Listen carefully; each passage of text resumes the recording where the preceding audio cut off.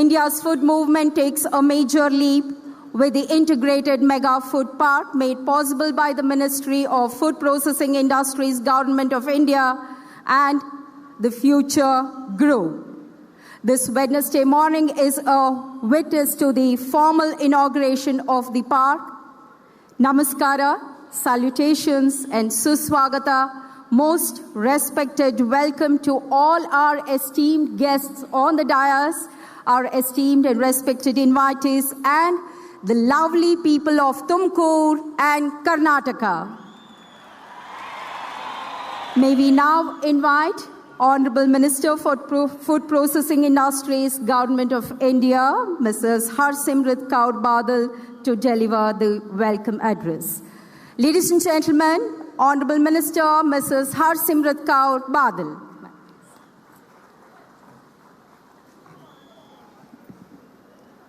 Honorable Prime Minister of India, Shri Narendra Modi ji, Honorable Governor of Karnataka, Shri Vajubhai Rudabhai Walaji, Honorable Chief Minister of Karnataka, Shri Siddamaraiah Ramaiah ji, Union Minister of Chemical and Fertilizer, Shri Anant Kumar ji, Union Railway Minister, Shri Sadanand Gowda ji, Union Minister of State, Shri Siddeshwara ji, Member of Parliament, Shri Mudda Hanume Gowda ji, Minister of Law, Government of Karnataka, Shri T.B. Jayachandra ji, CEO Future Group and India Park, Shri Kishore Bayani ji, and Secretary Ministry of Food Processing, Shri Siraj Hassan ji.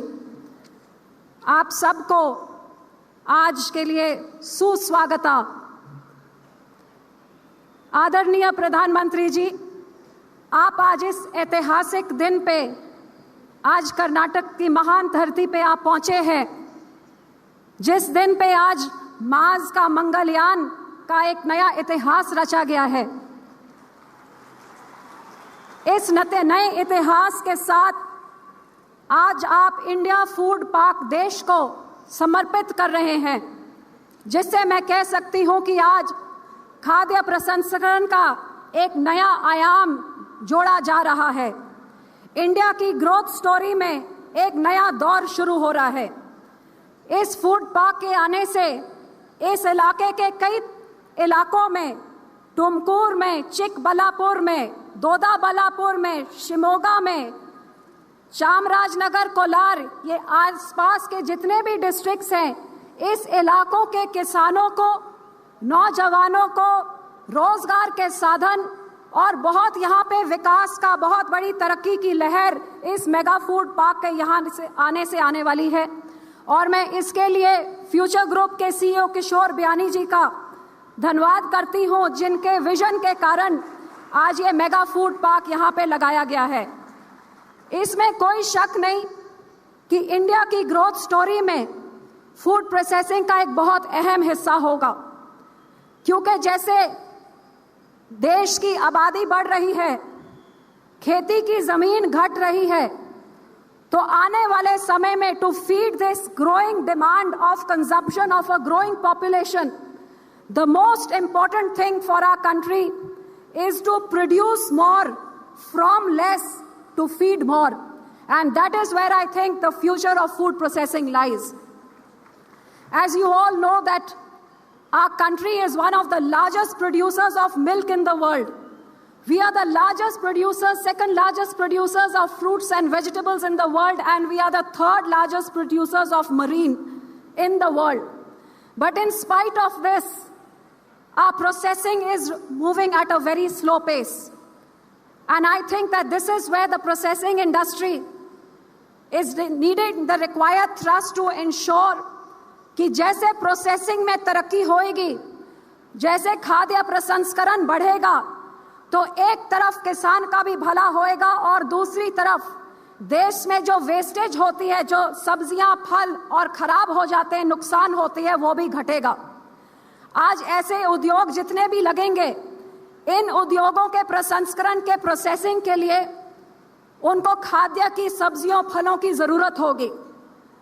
आसपास के किसानों के साथ तालमेल करके उन किसानों को जब बढ़िया टेक्नोलॉजी, बढ़िया सीड, बढ़िया तौर तरीके सिखाए जाएंगे तो किसान को अपनी जमीन में से बढ़िया उत्पादन और ज्यादा उत्पादन मिलेगा। उस करके किसान की आमदन बढ़ेगी और अच्छा और बढ़िया उत्पादन जब इस ऐसे यूनिट्स में प्रोसेस होगा तो फिर इन यूनिट्स की भी कामयाबी होगी। तो मैं समझती हूं कि इन आसपास के इलाकों में जहां किसानों का बहुत बड़ा फायदा होगा, वहां के नौजवानों को ऐसे यूनिट्स में रोजगार के साधन मिलेंगे। और सबसे बड़ा चैलेंज जो आज हमारे देश के सामने है कि फूड वेस्टेज को घटाया जाए। आज मैं कह सकती हूं कि फूड वेस्टेज को बचाने के लिए सबसे जरूरी है कि फूड को प्रोसेस किया जाए, क्योंकि हकीकत यह भी है कि हमारे देश में प्रोसेसिंग इतनी कम है कि सब्जियों फल की तरफ देखा जाए तो केवल 10% से कम, और सब्जी और फल तो केवल 2% प्रोसेस होते हैं। तो जितनी प्रोसेसिंग बढ़ेगी उतना ही फूड का वेस्टेज घटेगा और उतनी ही लोगों के लिए यह प्रोसेस्ड फूड जब बाजार में आएगा तो मैं समझती हूं कि इससे इन्फ्लेशन भी घटेगी, क्योंकि फूड की कमी होने के कारण कीमतें बढ़ती हैं। इन बढ़ती हुई कीमतों पे लगान लगाने के लिए भी फूड प्रोसेसिंग जरूरी है, क्योंकि जब अवेलेबिलिटी बढ़ेगी तो फिर इन्फ्लेशन भी घटेगी। सो मैं आज इस मौके पे प्रधानमंत्री जी का शुक्राना करना चाहती हूं कि उनकी विजन का सदका आज हमारे देश में ऐसे के जैसे इंडिया फूड पार्क का आज वो देश को संपन्न करने के लिए, समर्पित करने के लिए आज प्रधानमंत्री जी इधर पहुंचे हैं। मुझे खुशी होती हुए बताते हुए कि मेरी मिनिस्ट्री के द्वारा ऐसे 4 और फूड पार्क्स इस साल उनका उद्घाटन, उनकी शुरुआत की जाएगी और 17 और मेगा फूड पार्क्स देश में बांटे जाएंगे। और मुझे पूरा विश्वास है आदरणीय प्रधानमंत्री जी की नेतृत्व पे ये हिंदुस्तान की हिस्ट्री में, हिंदुस्तान के भविष्य में एक फूड ग्रोथ के लिए, देश की ग्रोथ के लिए एक ऐसा फूड का ब्रिज बनाया जाएगा जो फार्म को फोक के साथ कनेक्ट करेगा, किसान के खेत को थाली के साथ कनेक्ट करेगा और ऐसा फूड का ग्रिड देश भर में बनेगा कि मिनिमम वेस्टेज के साथ, मैक्सिमम प्रोसेसिंग के साथ, अन्नम ब्रह्मा, फूड इज गॉड, आज अन्नदाता का सत्कार करने के लिए ज्यादा से ज्यादा प्रोसेसिंग को बढ़ावा दिया जाएगा। मैं आज सबका, खास तौर पे प्रधानमंत्री जी का, गवर्नर साहब का, मुख्यमंत्री साहब का और अपने सहयोगी मित्रों का, सबका धन्यवाद करना चाहती हूं। और मेरे दोस्तों, मित्रों जो सामने बैठे हैं, आप सबका यहाँ आने का शुक्राना करना चाहती हूं। वाहिगुरु जी का खालसा, वाहिगुरु जी की फतेह। जय हिंद। ಆಹಾರ ವ್ಯರ್ಥವಾಗುವುದನ್ನು ತಡೆಗಟ್ಟುವ ಸಲುವಾಗಿ ಇಂಥ ಸಂಸ್ಕರಣಾ ಕೇಂದ್ರಗಳ ಅವಶ್ಯಕತೆ ಇದೆ ಎಂಬ ನುಡಿಯನ್ನು ಹಂಚಿಕೊಂಡು ಎಲ್ಲರನ್ನು ಮಾನ್ಯ ಸಚಿವೆ ಸ್ವಾಗತಿಸಿದ್ದಾರೆ. Thank you so much madam. ಆತ್ಮೀಯರೇ, ನಾಡ ಹಬ್ಬ ದಸರೆಯ ಕೊಡುಗೆಯಾಗಿ ಕರುನಾಡಿಗೆ ದಕ್ಕುತ್ತಿದೆ ಈ ಫುಡ್ ಪಾರ್ಕ್. ಈ ಸುಸಂದರ್ಭದಲ್ಲಿ ನಾಡ ಜನತೆಯ ಧ್ವನಿಯಾಗಿ ಇದೀಗ ನಿಮ್ಮ ಮುಂದೆ ಸನ್ಮಾನ್ಯ ಮುಖ್ಯಮಂತ್ರಿಗಳು. Ladies and gentlemen, we now request Honorable Chief Minister of Karnataka, Shri Siddaramaiah ji, to kindly address this gathering.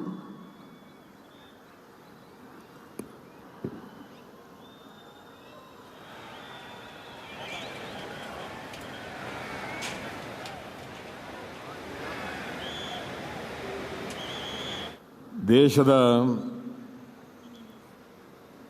ಪ್ರಧಾನಮಂತ್ರಿಗಳಾದಂಥ ಗೌರವಾನ್ವಿತ ನರೇಂದ್ರ ಮೋದಿಜಿಯವರೇ, ಕರ್ನಾಟಕದ ರಾಜ್ಯಪಾಲರಾದಂಥ ಗೌರವಾನ್ವಿತ ವಾಜುಭಾಯಿ ವಾಲ್ ಅವರೇ, ಕೇಂದ್ರದ ಸಚಿವರಾದಂಥ ಮಾನ್ಯ ಸದಾನಂದ ಗೌಡ ಅವರೇ,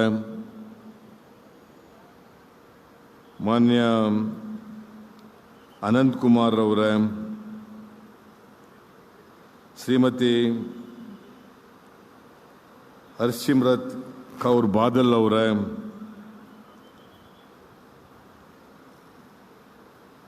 ಸಚಿವರಾದಂಥ ಮಾನ್ಯ GM ಸಿದ್ದೇಶ್ವರ್ ಅವರೇ,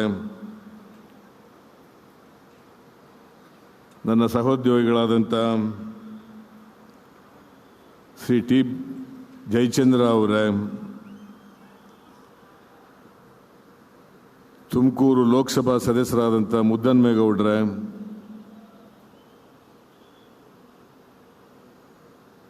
ವೇದಿಕೆ ಮೇಲಿರ್ತಕ್ಕಂಥ ಇತರ ಎಲ್ಲ ಗಣ್ಯರೇ, ಇಲ್ಲಿ ಆಗಮಿಸಿರ್ತಕ್ಕಂಥ ಎಲ್ಲ ಆತ್ಮೀಯ ರೈತ ಬಾಂಧವರೇ,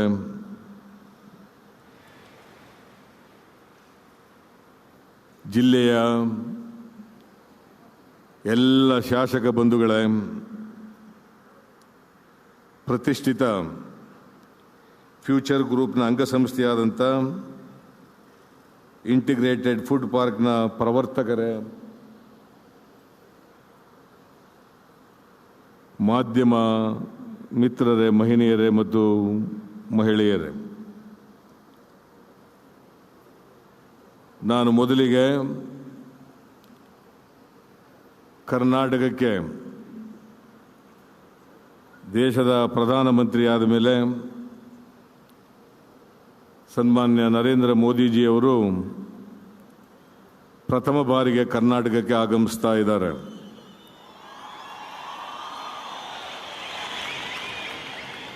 ಅವರಿಗೆ ಕನ್ನಡ ಜನತೆಯ ಪರವಾಗಿ, ನಿಮ್ಮೆಲ್ಲರ ಪರವಾಗಿ ಹೃತ್ಪೂರ್ವಕವಾದಂಥ ಸ್ವಾಗತವನ್ನು ಈ ಸಂದರ್ಭದಲ್ಲಿ ಬಯಸ್ತಾ ಇದ್ದೇನೆ.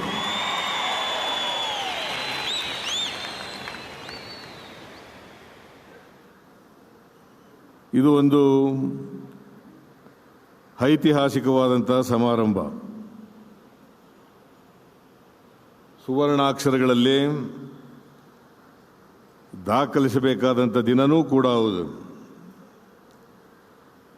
ಕರ್ನಾಟಕದ ಇತಿಹಾಸದಲ್ಲೇ ಮೊದಲ ಬಾರಿಗೆ ಮೆಗಾ ಫುಡ್ ಪಾರ್ಕನ್ನು ಉದ್ಘಾಟಿಸಲು ಪ್ರಧಾನಮಂತ್ರಿಗಳು ಇವತ್ತು ನಮ್ಮ ಜೊತೆಯಲ್ಲಿದ್ದಾರೆ.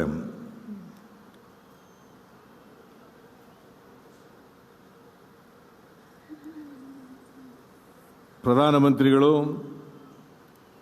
ಇವತ್ತು ಈ ಇಂಡಿಯಾ ಫುಡ್ ಪಾರ್ಕ್ ಘಟಕವನ್ನು ಉದ್ಘಾಟನೆಯನ್ನು ಮಾಡಲಿದ್ದಾರೆ. ಬಹುಶಃ ರಾಷ್ಟ್ರದಲ್ಲಿಯೇ ಇದು ಒಂದು ಪ್ರಪ್ರಥಮ ಇಂಡಿಯಾ ಫುಡ್ ಪಾರ್ಕ್ ಘಟಕ ಉದ್ಘಾಟನೆ ಆಗ್ತಾ ಇರ್ತಕ್ಕಂಥದ್ದು ಅಂತಕ್ಕಂಥದ್ದನ್ನು ತಮಗೆ ತಿಳಿಸಲಿಕ್ಕೆ ಬಯಸ್ತಾ ಇದ್ದೇನೆ. ನನಗೆ ಈ ಸಮಾರಂಭದಲ್ಲಿ ಭಾಗವಹಿಸಲಿಕ್ಕೆ ಅತೀವ ಸಂತೋಷ ಆಗ್ತಾ ಇದೆ.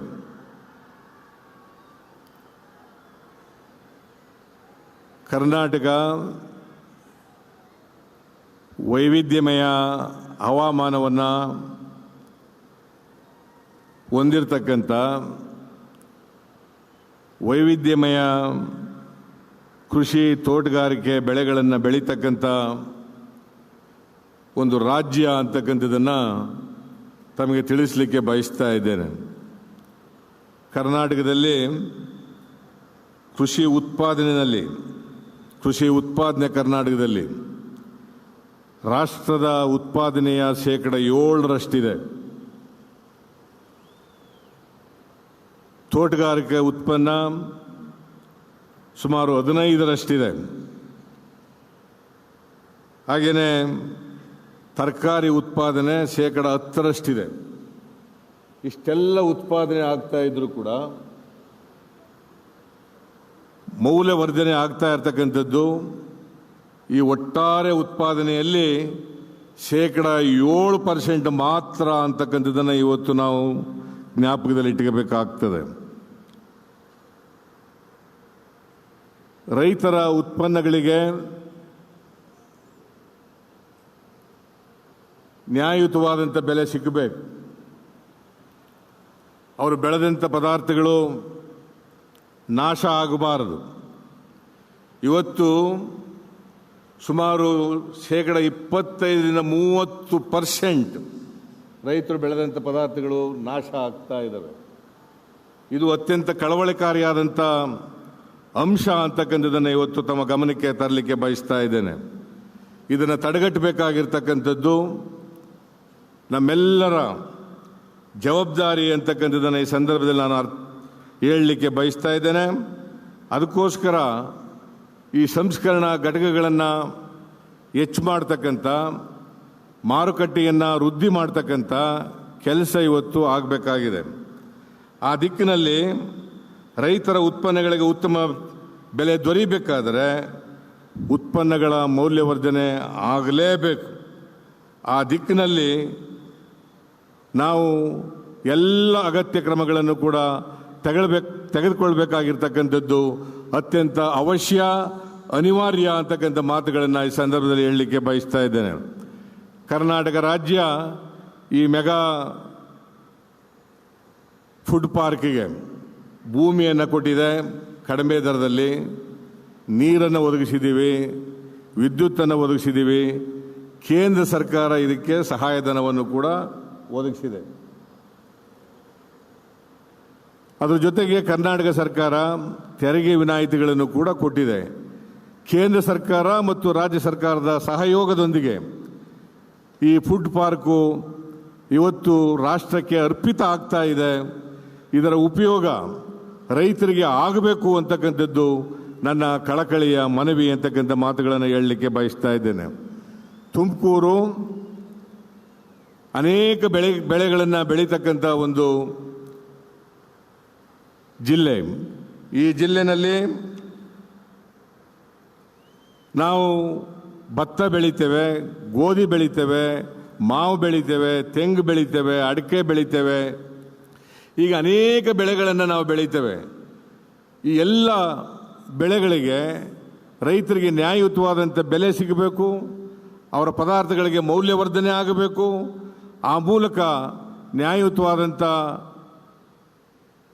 ಬೆಲೆ ಸಿಕ್ಕಿ ಅವರ ಆರ್ಥಿಕ ಪರಿಸ್ಥಿತಿ ಸುಧಾರಣೆ ಆಗಬೇಕು ಅಂತಕ್ಕಂಥದ್ದನ್ನು ಕೂಡ ಈ ಸಂದರ್ಭದಲ್ಲಿ ನಾನು ಇವತ್ತು ತಿಳಿಸಲಿಕ್ಕೆ ನಾನು ಬಯಸ್ತಾ ಇದ್ದೇನೆ.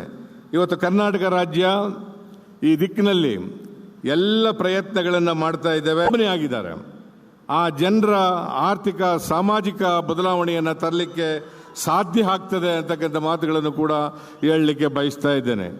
ನಾನು ಇವತ್ತು ಇದರ ಸಮನ್ವಯ ಆಗಬೇಕು.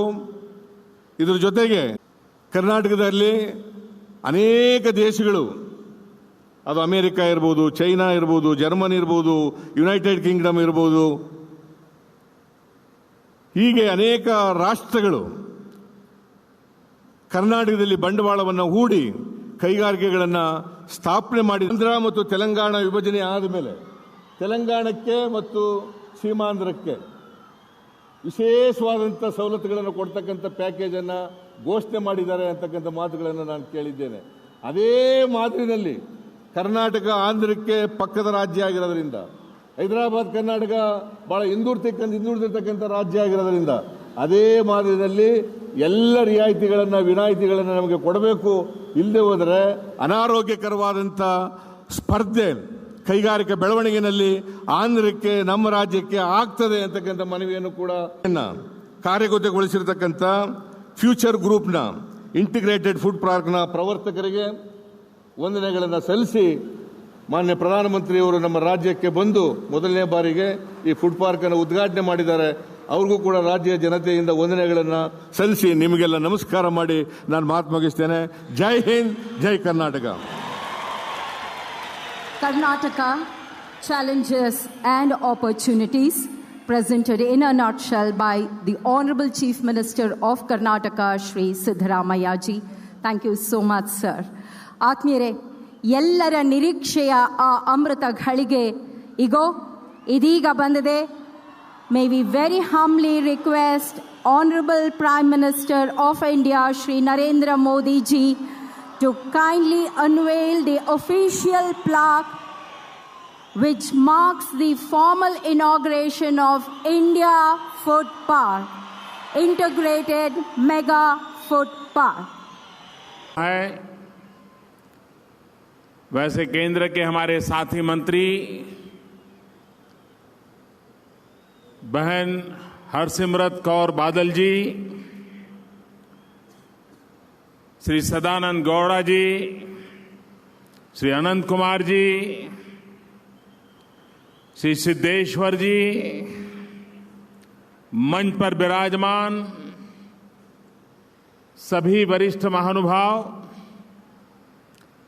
और विशाल संख्या में पधारे हुए मेरे किसान भाइयों और बहनों,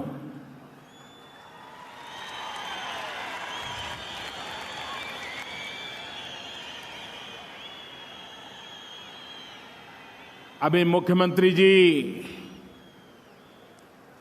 कन्नड़ भाषा में अपनी बात बता रहे थे। मैं कन्नड़ भाषा नहीं जानता हूं, उसके बावजूद भी वो जो कह रहे थे उसको मैं समझ पा रहा था। और उसका कारण ये है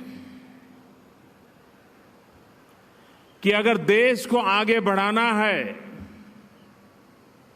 तो केंद्र और राज्य को मिलकर के काम करना होगा।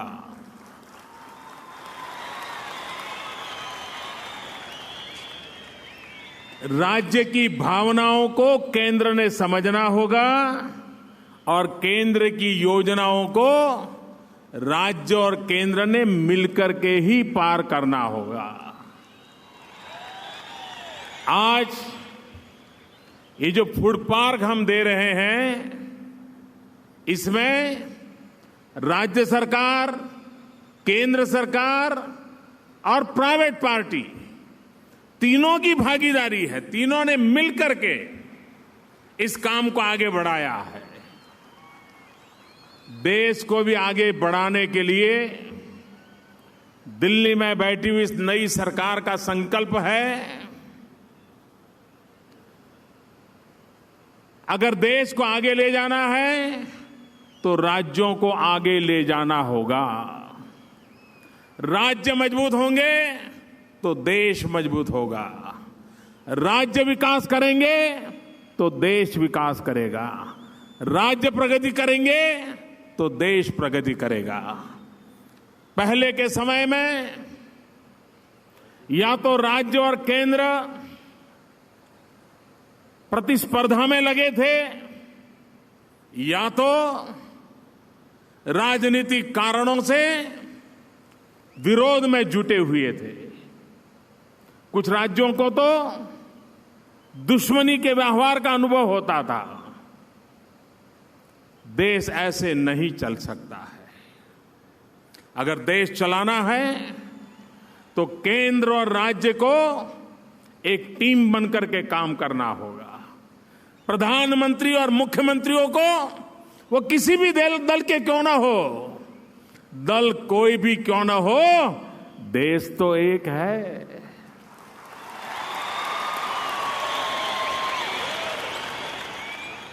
कंधे से कंधा मिलाकर के आगे बढ़ना होगा। और मैं एक के बाद एक सभी राज्य सरकारों को विश्वास में लेकर के, सभी मुख्यमंत्रियों का साथ लेकर के भारत के फेडरल स्ट्रक्चर को लेटर एंड स्पिरिट में कैसे उपयोग किया जा सकता है, कैसे उस ताकत का उपयोग किया जा सकता है, उसको करने के लिए हमारी पूरी कोशिश रहेगी। आज का दिवस अनेक प्रकार से विशेष है। आज भारत के वैज्ञानिकों ने एक बहुत बड़ी सिद्धि प्राप्त की है। पहले ही प्रयास में मंगल के ऑर्बिट में स्थान पाने वाला हिंदुस्तान पहला देश बन गया है।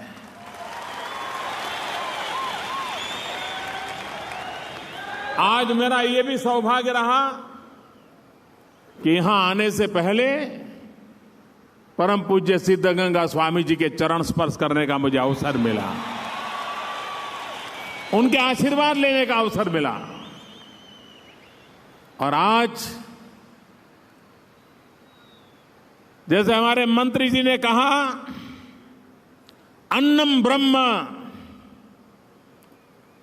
अन्न ब्रह्म को उसकी पूजा करना का इस प्रोजेक्ट के द्वारा अवसर मिला है। हम सुनते आए हैं भारत कृषि प्रधान देश है, लेकिन देश के किसानों का हाल क्या है? किसान देश का पेट भरता है और किसान की ताकत है दुनिया के भी कई हिस्सों का पेट भर सकता है, लेकिन किसान की जेब नहीं भरती है। वो हमारा तो पेट भरे, लेकिन अगर उसकी जेब नहीं भरती है तो हमारा किसान जाएगा कहां? और वो तब होगा जब हम कृषि को वैज्ञानिक तरीके की ओर ले जाएंगे, हम हमारी उत्पादन क्षमता को बढ़ाएंगे, हम हमारे कृषि उत्पादन को रख रखाव की अच्छी व्यवस्था करेंगे, हम वैल्यू एडिशन करेंगे, किसान को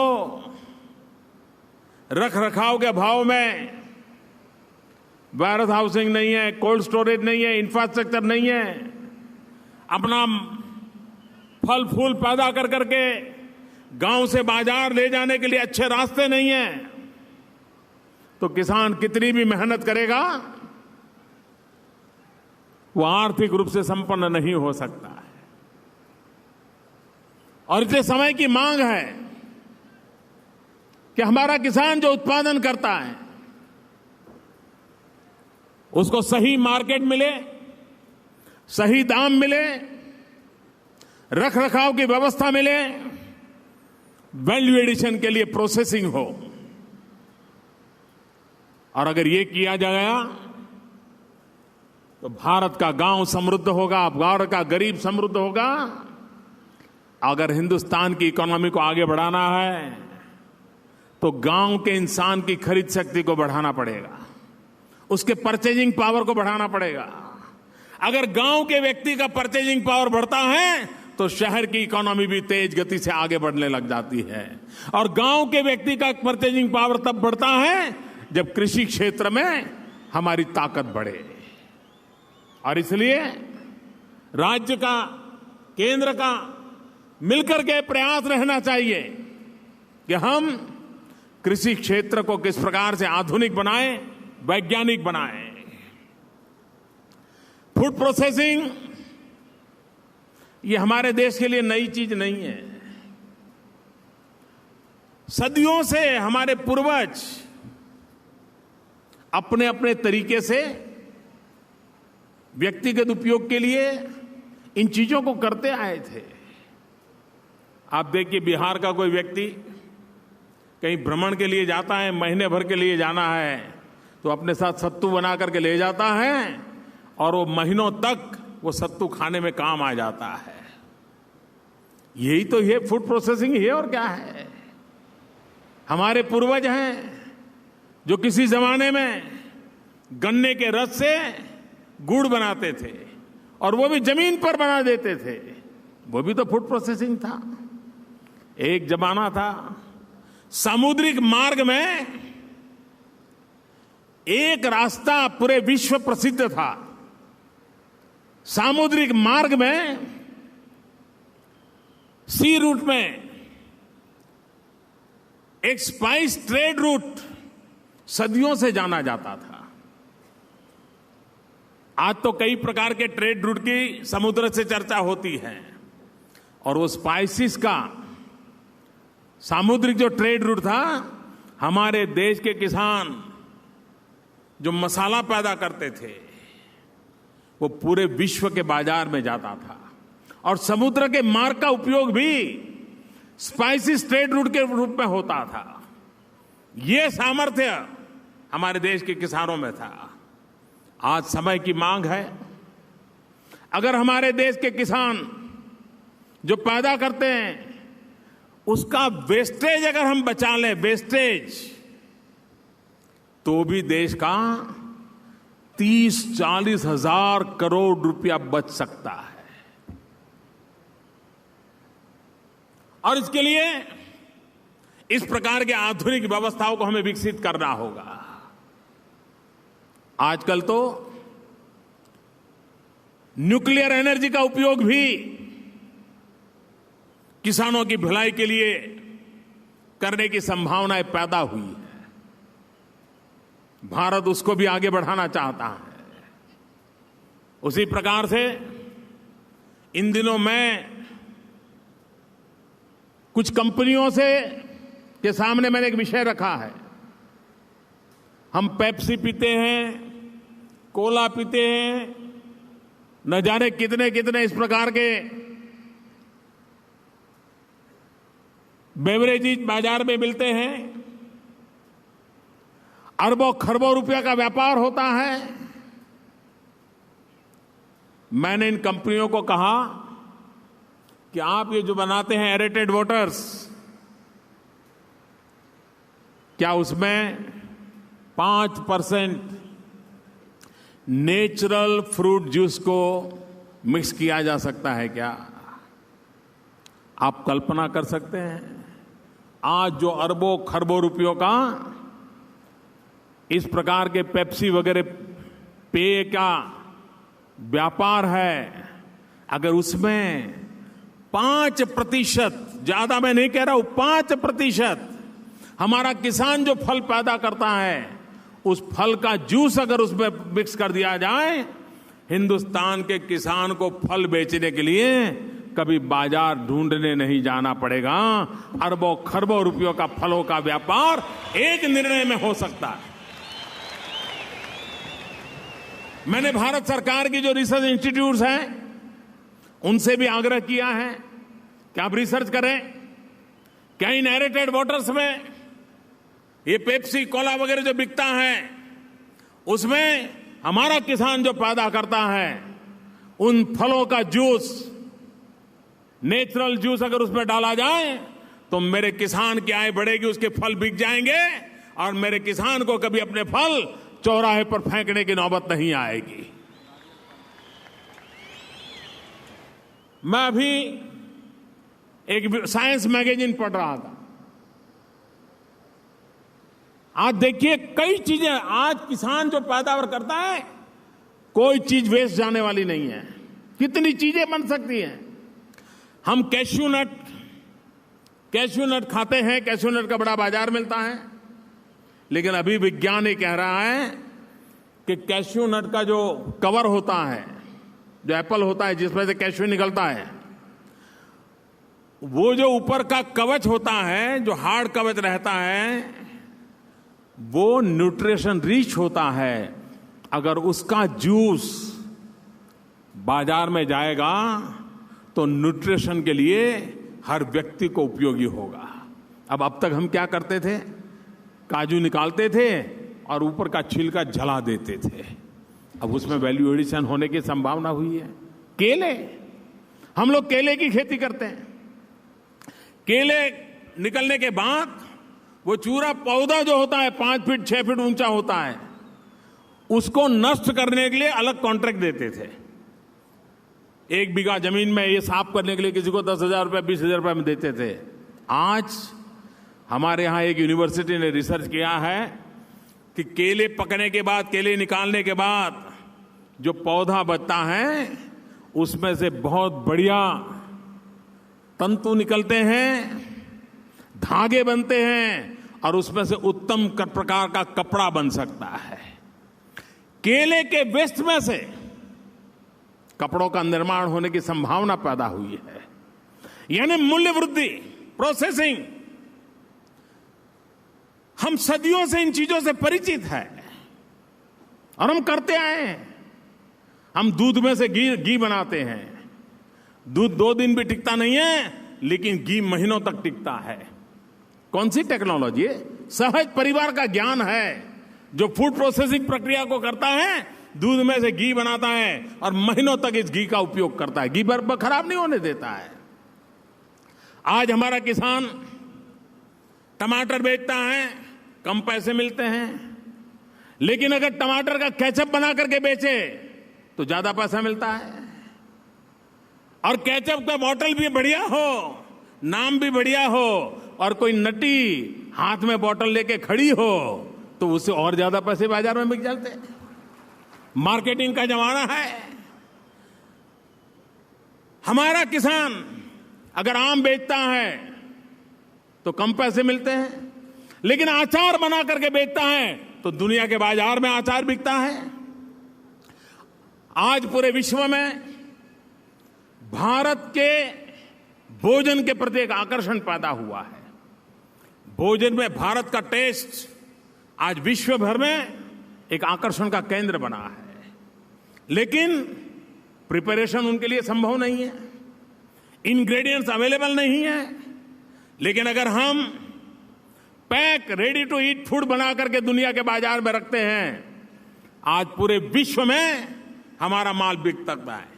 अगर आप इंडियन करी ये कह करके पैक टीन बेचना शुरू करें, दुनिया खरीदने के लिए तैयार बैठी है। इतना बड़ा ग्लोबल मार्केट है, उसको हम कैसे स्पर्श करें? आज ऑर्गेनिक फार्मिंग, इसका महत्व बढ़ रहा है।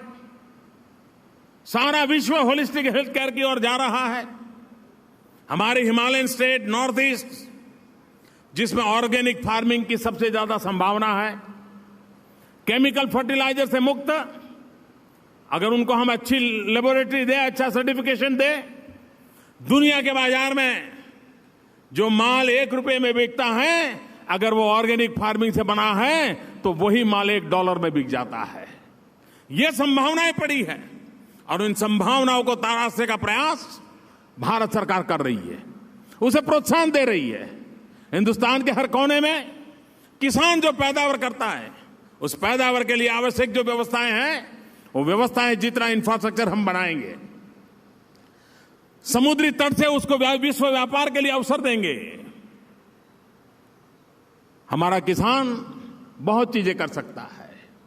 एक बार मैं एक फंक्शन में गया था, ट्राइबल इलाका था। वो ट्राइबल लोगों ने मुझे गुलदस्ता भेंट किया और मैं हैरान था। गुलदस्ते में जो फूल थे, हर फूल पर मेरी तस्वीर लगी थी। मेरे लिए वो पहली घटना थी। मैंने कहा, भाई ये क्या है? आदिवासी लोग थे, ट्राइबल लोग थे। उन्होंने कहा, हम लेसर टेक्नोलॉजी से फूल पर फोटो प्रिंट करते हैं और ये फूल बाजार में बेचते हैं। जो फूल हमारा $2 में नहीं बिकता था, वो फूल आज हमारा $200 में बिकता है। अब देखिए टेक्नोलॉजी, गांव गरीब के दूर सदार जंगल में रहने वाला आदिवासी भी किस प्रकार से वैल्यू एडिशन किया जा सके वो कर रहा है। हम उसे पहुंचाए बात को, हम व्यवस्थाएं खड़ी करें और देश में आगे बढ़ने के लिए पब्लिक प्राइवेट पार्टनरशिप के मॉडल को हम बढ़ावा देंगे। हम प्राइवेट कंपनियों को प्रोत्साहित करेंगे। आइए, हमारे किसानों की जो पैदावार है उसमें मूल्य वृद्धि कैसे हो, किसान को अधिक से अधिक लाभ कैसे मिले, किसान जो पैदा करता है उसका वेस्टेज में से हम बचें, किसान जो मेहनत करता है वो अन्न गरीब के पेट में जाए, गरीब के आशीर्वाद मिले, उन बातों पर हम बल दे रहे हैं। मैं आज इस इंडिया फूड पार्क को देश के चरणों में समर्पित करता हूं, भारत के किसानों के चरणों में समर्पित करता हूं और ये बदलाव आने वाले दिनों में संपूर्ण कृषि क्षेत्र में बदलाव लाएगा। इस विश्वास के साथ एक एग्रीकल्चर इकोनॉमी को एक नया आयाम देने का प्रयास आने वाले दिनों में भारत की आर्थिक विकास की यात्रा में हमारा किसान के द्वारा उत्पन्न की गई हमारी पैदावार, वो भी हमारी आर्थिक यात्रा को एक बहुत बड़ा बल देंगे। इसी एक विश्वास के साथ फिर एक बार मैं आप सबका बहुत बहुत धन्यवाद करता हूं, आपका आभार व्यक्त करता हूं। मैं किसानों के इस परिश्रम को सरदार लाल बहादुर शास्त्री जी ने कहा था, जय जवान जय किसान। अटल जी ने कहा था, जय जवान जय किसान जय विज्ञान। आज का वो दिन है जहां जय विज्ञान भी है, जय किसान भी है। जय विज्ञान जय किसान, ये जय जवान के लिए भी काम आने वाला है। इसलिए मैं आप सबको बहुत बहुत शुभकामनाएं देता हूं। बहुत बहुत धन्यवाद। ಅನ್ನದಾತ ರೈತನ ಭಾಗ್ಯ ಹೆಚ್ಚಿಸುವ ಹಲವು ಮಾರ್ಗಗಳ ಕುರಿತಾಗಿ ಸ್ಫೂರ್ತಿದಾಯಕ ನುಡಿಗಳನ್ನು ನಮ್ಮ ಮುಂದೆ ಇಟ್ಟಿದ್ದಾರೆ ಆದರಣೀಯ ಪ್ರಧಾನಮಂತ್ರಿ G. Adharaniya Pradhan Mantri ji, here's a token of our gratitude, love and respect. Please accept it on behalf of the people of Karnataka, presented by the CEO of Future Group, Shri Kishore Biyani. Thank you so much, sir. And now, ಈ ಸಮಾರಂಭವನ್ನು ಚೆನ್ನಾಗಿಸಿದ ಸರ್ವರಿಗೂ ಕೃತಜ್ಞತೆಗಳ ಅರ್ಪಣೆ. Vote of thanks to be proposed by the Group CEO, Future Group, Shri Kishore Biyani.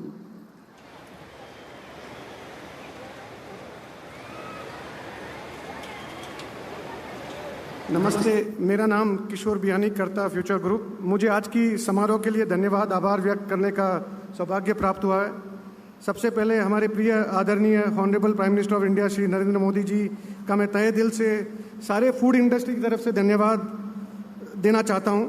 उन्होंने इस project को आशीर्वाद देकर इस फूड इंडस्ट्री को, जिसपे 60% पॉपुलेशन इंडिया की रोजी रोटी के लिए डिपेंड है, उनको मार्गदर्शन दिया है आज और दिशा दी है। His excellency governor of Karnataka Shri Vajubhai Rudrabhai Vala का भी मैं भी अभिनंदन करता हूं। हमारे chief minister of Karnataka Siddaramaiah ji, उनका धन्यवाद कि उनके गवर्नमेंट की सहयोग और उनके ब्लेसिंग से हमें ये प्रोजेक्ट ये स्टेज तक ले आए हैं। Shrimati Harsimrat Kaur, minister of food processing industry, इन्होंने हमारे पहले मीटिंग में ही इस प्रोजेक्ट को पूरी तरह समझा और ये पूरी तरह समझ के इस प्रोजेक्ट को सपोर्ट दिया।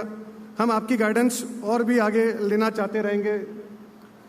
और मैं सभी डिग्नेटरीज और सभी फूड इंडस्ट्री, यहाँ की डिस्ट्रिक्ट एडमिनिस्ट्रेशन, सबका धन्यवाद करना चाहता हूँ। यहाँ पे जो फार्मर्स आए हैं, हमारे वेंडर्स हैं, हमारे सहयोगी हैं जो आज इतनी दूर से आए हैं, उनका मैं अभिनंदन और स्वागत करता हूँ।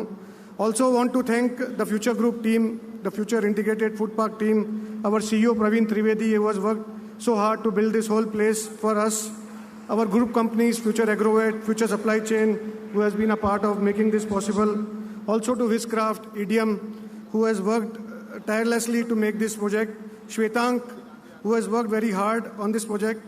Finally, like our Honorable Prime Minister said, Anna is Brahma, food is God, and food is reflection of our culture. Food is all about sharing and caring. I think ये प्रोजेक्ट में वैल्यू एडिशन जब farm से produce लेते हैं 11 से 12 time multiple इसका आ सकता है। और हम ये सप्लाई चेन इसकी एक जगह होने के कारण 13 से 15% रिडक्शन प्राइजेस की हो सकती है। इससे कंज्यूमर को फ़ायदा होगा, फार्मर्स को फ़ायदा होगा। 10,000 लोग हमारे यहाँ इस पार्क में जुड़ेंगे, 1 लाख फार्मर साथ जुड़ेंगे। तो मैं समझता हूँ इंडिया सालों पहले इंडिया सोने की चिड़िया कहलाती थी। फ्यूचर ग्रुप का ये मानना है कि हमें विश्वास है कि प्रधानमंत्री जी ये टाइटल इंडिया में हमें फिर से वापस ला के देंगे, इंडिया फिर से सोने की चिड़िया कहलाएगी। और ये कहते हुए मैं सभी का अभिनंदन और धन्यवाद करता हूँ। Thank you.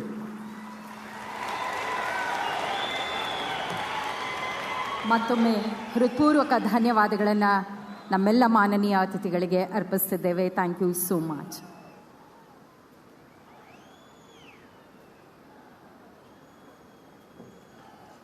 Ladies and gentlemen, we request you to be seated. ದಯಮಾಡಿ ನೀವು